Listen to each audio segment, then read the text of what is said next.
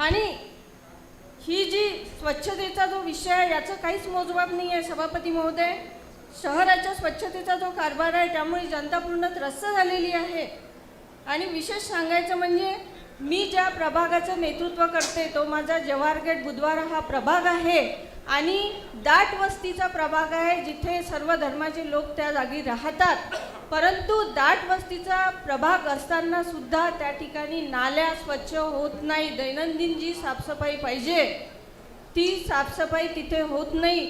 रोज नालीच्या complaints येतात, रोज झाडू आला नाही, नाल्या साफ होत नाही. म्हणजे फवारणी धुवारणी तर या 4 वर्षामध्ये आम्ही कधी बघितलीच नाही. ज्या वेळेला 2017च्या निवडणूक झाल्या त्यावेळेला जेव्हा आमचा कार्यकाळ होता त्यावेळेस तरी काही अंतराने म्हणा काही दिवसांनी साफसफाईचा विषय व्यवस्थित होत होता. परंतु जेव्हापासून प्रशासन राजवट सुरू झाली तेव्हापासून साफसफाईचा विषय पूर्णतः बिघडलेला आहे सभापती महोदय. धुवारणी आणि फवारणी अजिबात नाही.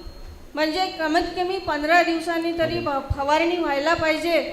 लोकांना ब्लिचिंग पावडर अपेक्षित आहे, ब्लिचिंग पावडर मिळत नाही. ब्लिचिंग पावडरसाठी लोक आम्हाला नेहमी विचारतात.